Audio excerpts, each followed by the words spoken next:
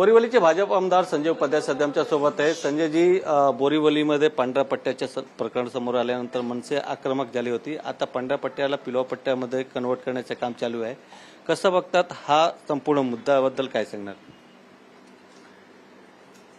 जैन संप्रदाय शांतिप्रिय आहे, अहिंसेवर विश्वास करतो। मुंबई आणि देशाच्या विकासात जैन समुदायाचं योगदान आहे। अनेक संस्थान, मग ते शैक्षणिक असेल, धार्मिक असेल, हॉस्पिटल असतील, हे जेव्हा सरकार बांधू शकत नव्हतं त्यावेळी जैन समाजाने पुढाकार घेऊन बांधलं समाजासाठी। आणि त्याच्यात फक्त जैन लोकांची पोरं नाही तर सर्व समाजाची लोक शिक्षण घेतात, ट्रीटमेंट घेतात। हे लोक शांततेने आपली उपासना करत असतात। राहिला प्रश्न पांढऱ्या पट्ट्यांचं, तर मी देशात अनेक ठिकाणी फिरलो आहे।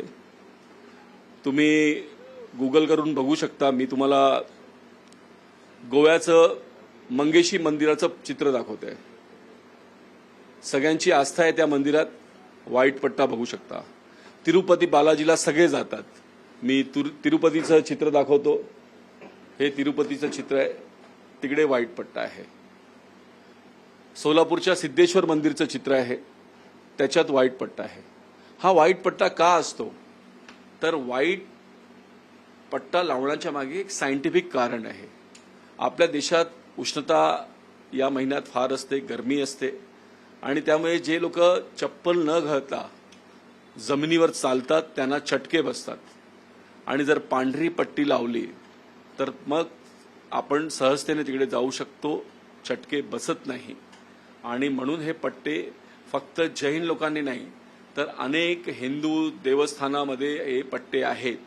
जे पट्ट्यांचा विरोध करतात ते तिरुपतीला जातील का, मंगेशीला जातील का, सिद्धेश्वर भगवानच्या मंदिरात जातील का? तर नाही। तर फक्त काही लोकांना टार्गेट करण्यासाठी जर हा आंदोलन असेल तर तो चुकीचा आहे, अशी मी त्यांना सल्ला देईन। आणि असं करून आपल्याला लोकांचं मन जिंकता येत नाही, याच्यात समाजात कटुता निर्माण होते।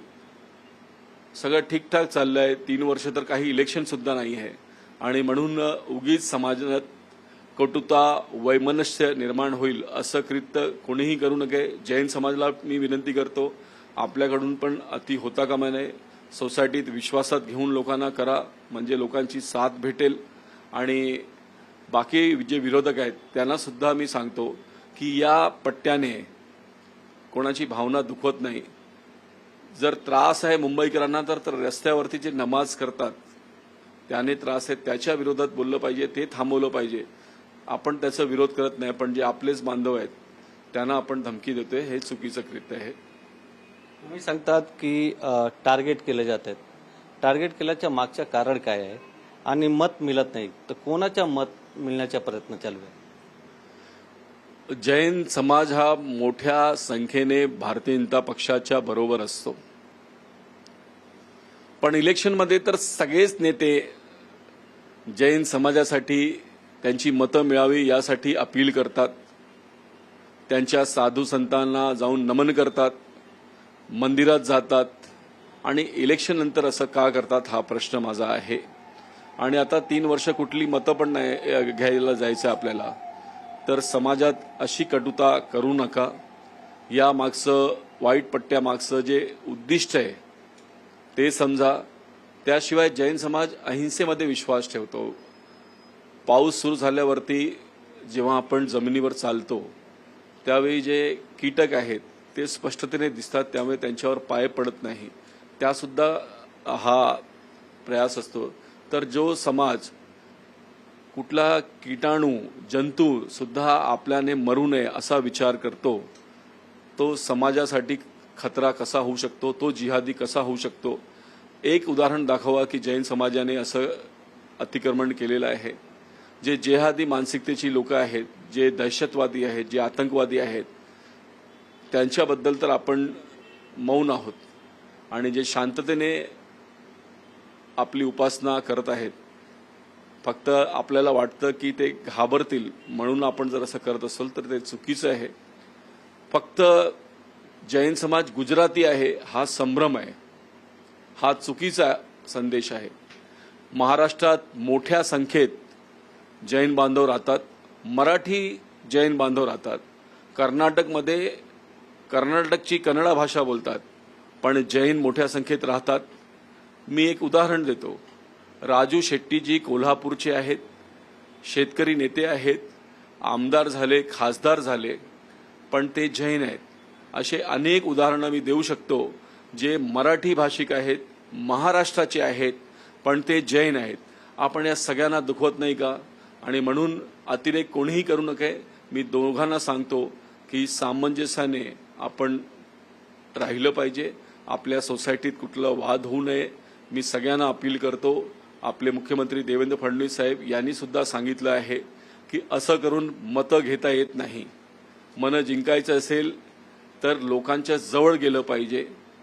हे न करता आपण कोणाला जर धमकवून जवळ करण्याचा प्रयत्न करू शकतो, तर अमेरिका सुद्धा धमकवून इराणला जवळ करू शकला नाही. हे तर जैन बांधव आहेत. पण मनसेचं असं म्हणणं आहे की आज जैन समाजचे लोक व्हाईट कलरची पट्टी मारले, दुसऱ्या कोणी समाजाचे आलं ते मारणार, तर असं चालत नाही ना. आता मी तुम्हाला उदाहरण दिलंच की हिंदू देवस्थान तिरुपती मोठंच आहे, सिद्धेश्वर मंदिर सोलापूरचं मोठंच आहे, मंगेशी गोव्याचं मोठंच आहे, अयोध्येचं राम मंदिर तर मार्बलनेच बांधलं आहे. तर या व्हाईटच्या मागे विज्ञान काय आहे? आपलं जे धर्म आहे ते फक्त परंपरा आणि रूढी नाही आहे, तर त्याच्यात विज्ञान आहे. आणि हा सिंपल विज्ञान आहे. तुम्ही हे प्रत्यक्ष रस्त्यावरती बघू शकता. तुम्ही स्वतः व्हाईट पट्टा मारा, त्याच्यावरून चालून बघा, आणि जिथे ब्लॅक असतो किंवा दगड असतो त्याच्यावर दुपारी चालून बघा. तुम्हाला चटके बसतील, तुम्हाला लक्षात येईल की हे पट्टे का असतात. पण त्याने जर कोणाची भावना दुखवत असेल तर जैन समाजाने लोकांसाठी चटके खावावे, आणि मग जर कोणाच्या मनात करुणा निर्माण झाली तर निश्चित पट्टे लावायचं काम समाजच करेल तुमच्यासाठी, असा माझा विश्वास आहे. जैन समाजचे मुनी आहेत, त्यांनी सांगितले की ते हिंदू धर्माचा विरोध करतात, जैन समाजाचा विरोध करतात. मुंब्रामध्ये एक नगरसेवक होती, त्यांनी सांगितले होते की मी पूर्ण मुंब्राला हिरवा करून दाखवणार, त्याचा विरोध का करत नाही? निश्चित मुंब्र्यामध्ये कैसे हराया पूरा हरा कर दिया, तेव्हा सगळे खामोश होते. दर शुक्रवारी जेव्हा रस्त्यावरती रस्ता बंद केला जातो, एसवी रोड बंद केला जातो, बाकी रस्ते सोडा, एसवी रोड बंद केला जातो, त्यावेळी विरोध का होत नाही? भोंगे लावले जातात, जबरदस्ती नमाज आम्हाला ऐकवली जाते, तेव्हा विरोध का होत नाही? हे अतिक्रमण नाही का? माझ्या घरात करोडो रुपये घेऊन मी घर घेतो, मला माझ्या धर्माप्रमाणे जगायचं आहे, सकाळी 5 वेळा अजान मी का ऐकायचं? ते दहशतवाद नाही आहे का? आणि शांततेने जर कोण वागत असेल त्याचा आपण विरोध करतो. पण रस्त्यावरती सरकारी जागेवर जे लोक अतिक्रमण करतात आहे आणि त्यांची संख्या जास्त झाली. मी एक उदाहरण देतो. 3 दिवस आधी मी उपोषणाला बसलो होतो. गणपत पाटील नगरमधून एक महिला 2 मुली बरोबर आली. एकदम धक्का बसेल हृदयविदारक घटना आहे. त्या मुलीची छेड कथाकथित एक युवक करतोय आणि तिने तिचं ऐकलं नाही म्हणून तिचे अश्लील फोटो सगळ्यांकडे व्हायरल केलं. ती रस्त्यावर चालते तर त्याचा हात पकडतो. त्याच्या घरात जे देवस्थान आहे तिकडे पूजा करायची नाही, मंदिर घरात ठेवायचं नाही, ही बोलायची हिंमत जर गणपत पाटील नगरमध्ये होते, जिथे अजून हिंदू बहुसंख्य आहे, तर जर या लोकांची संख्या वाढली तर बोरिवलीत काय होईल याचा विचार आहे का लोकांना? विचार करायचा असेल तर हिंदूंचा विचार करा. विचार करायचा असेल तर हे जे अतिक्रमण होत आहे, हे जे जिहाद होत आहे त्याच्या विरोधात बोला. आपल्या मुलींना त्यांचं जे धर्मांतरण होत आहे त्याच्याबद्दल बोला, तर निश्चित आम्ही तुमच्या मागे आहोत. पण जे आपलेच बांधव आहेत त्यांचा विरोध करून समाजात कटुता निर्माण करू नका, अशीच मी तुम्हाला विनंती करेन. मनसेने आता पण थेट इशारा दिला आहे की याच्यानंतर पण जर कुठे पांढऱ्या कलरच्या पट्टी लावले तर आम्ही तीव्र निषेध करणार आहेत, आम्ही विरोधात उतरणार आहेत. तुमच्या काय भूमिका असणार आहे? लोकशाहीत ज्याला आंदोलन करायचं आहे त्यांनी करावं, त्याला अधिकार आहे आणि ॲक्शनला रिएक्शन पण असते. पण मी जैन समाजाला पण सांगेन की आपण शांततेने या गोष्टीकडे बघितलं पाहिजे.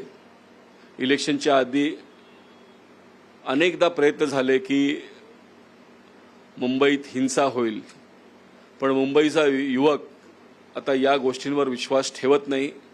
हे राजकारणी लोकांनी समजलं पाहिजे. मुंबईच्या युवकाला विकास पाहिजे, मुंबईच्या लोकांना विकास पाहिजे. मुंबईच्या लोकांना पंतप्रधान नरेंद्र मोदी यांची जी विकासाची नीती आहे, देवेंद्र फडणवीसजी यांची जी विकास नीती आहे, याच्यावर विश्वास आहे. आणि म्हणून मुंबई महाराष्ट्र त्यांच्यासोबत आहे, देश त्यांच्यासोबत आहे. जे लोक विरोधक आहेत त्यांनी सुद्धा आत्मचिंतन करावा आणि केवळ प्रसिद्धीसाठी आंदोलन करू नये. तर कुठे अत्याचार, भ्रष्टाचार चुकीचं होत असेल तर तिकडे निश्चित आंदोलन करावं, हीच माझी सूचना आहे. Video journalist Rupesh Govind Thakur, TV9 Marathi, Mumbai.